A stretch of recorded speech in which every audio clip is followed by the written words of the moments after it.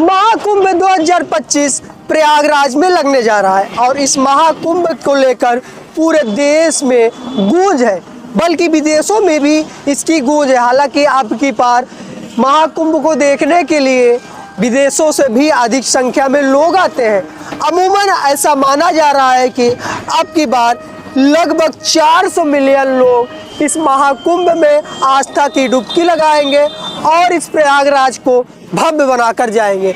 आप यह तस्वीर झूसी पुल से देख रहे हैं, यानी कि हमें प्रयागराज से बनारस की ओर जोड़ने वाला जो पुल है शास्त्री ब्रिज, जो कि झूसी की ओर जाता है। मैं मौजूद हूँ शास्त्री ब्रिज पर और यह जो क्षेत्र देख रहे हैं यह शास्त्री ब्रिज के नीचे का क्षेत्र है, यानी कहूँ झूसी का क्षेत्र है। इस क्षेत्र में कहीं ना कहीं अभी पंडाल लगना शुरुआत हो चुका है। पंडाल लग रहे हैं, चारों तरफ से कार्य बहुत जोरों शोरों पर है। जो आप इधर टीम का सीट देख रहे हैं, पूरा क्षेत्र एक तरीके से पूरा भव्य हो जाएगा। यहाँ पर तंबुओं का शहर बसा दिया जाएगा। आपकी बार प्रयागराज में इतिहास प्रयागराज रचने की ओर है। घाट को पूरी तरीके से कंप्लीट किया जा रहा है। हालांकि जो संगम का मुख्य क्षेत्र है उसे कहीं ना कहीं 80% उसे कंप्लीट कर लिया गया है। प्रधानमंत्री 13 तारीख को इसी स्थान पर आए थे, यहाँ पर वो सेल्फी भी लिए थे। आप साफ तौर पर देख सकते हैं दिव्य भव्य डिजिटल महाकुंभ,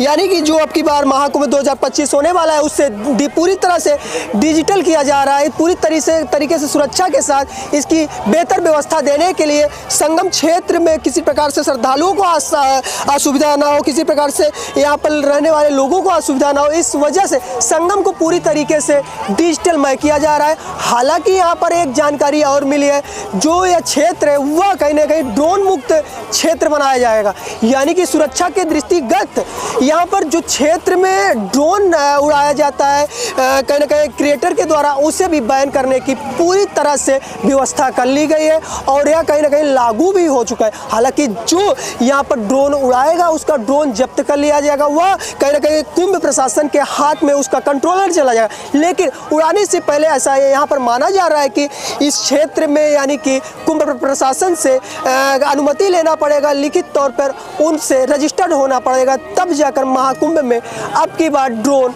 उड़ाया जा सकता है। यह क्षेत्र पूरी तरह से तैयार कर लिया गया है और पूरे तरीके से अभी भी फिलहाल काम चल रहा है। इसे महाकुंभ को सकुशल और संपन्न कराने के लिए प्रशासन और उत्तर प्रदेश सरकार, केंद्र सरकार का पूरा महत्वपूर्ण योगदान है।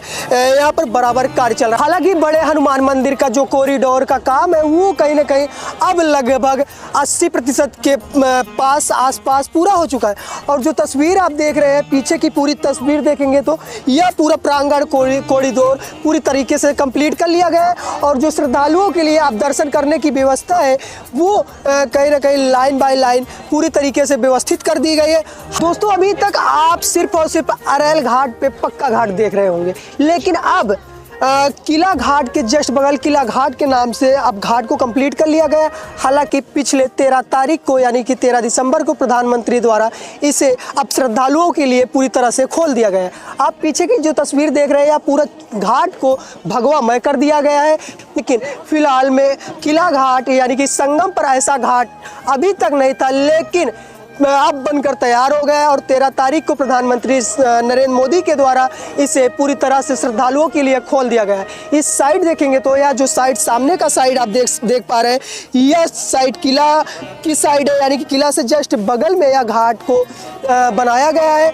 और अब कहीं ना कहीं कॉरिडोर का भी कार्य कहीं ना कहीं अब पूरा होने के कगार पे है, यह कहूँ हो चुका है। हालांकि प्रधानमंत्री के आने से पूर्व काफ़ी ऐसे 80% कार्य संगम के पूरे किए जा चुके हैं।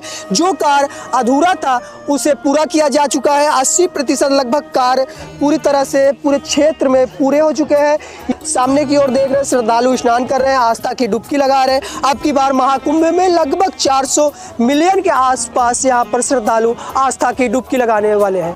मैं खड़ा हूँ पीपा पुल पे और पीपा पुल पे तैयारी बहुत जोरों शोरों पे चल रही है, वह चाहे पीपा पुल की हो या फिर संगम क्षेत्र में कुटिया बनाने की हो। हम आइए आपको कुछ जानकारी सबसे पहले देते हैं। इधर कुछ मशीनरी देख रहे होंगे और सामने देख रहे हो कहीं ना कहीं एक तरीके से पूरी यमुना में फैक्ट्री लगा कर रखी गई है।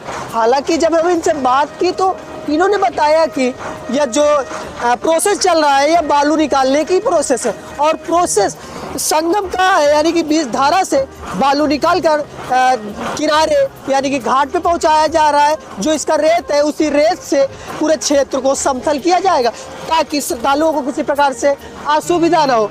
और देख सकते हैं यहाँ पर मशीनों के द्वारा बालू निकाला जा रहा है। और पीपा पुल की बात करें तो इस साइड देखेंगे तो पीपा पुल का भी कार्य चल रहा है। अभी पीपा पुल अधूरा बना है और ट्रक के द्वारा मशीनरी के द्वारा पीपा पुल के पूरी तरीके से तैयारी बहुत जोरों शोरों पर है। और बात की जाए जब संगम क्षेत्र की, संगम वो क्षेत्र है जहाँ पर लाखों श्रद्धालु हर दम आस्था की डुबकी लगाते हैं और यहाँ पर सरकार विशेष रूप से ध्यान देती है। हालांकि आइए आपको कुछ क्लिप्स दिखाते हैं, वीडियो दिखाते हैं किस प्रकार से तैयारी चल रही है, किस प्रकार से लोग यहाँ पर बराबर कार्य कर रहे हैं। यहाँ पर देखेंगे तो पूरी तरीके से पीपा पुल को बनाया जा रहा है। लगभग यहाँ पर 36 पीपा पुल बनाए जा रहे हैं जो कि 36 प्लस ही होंगे।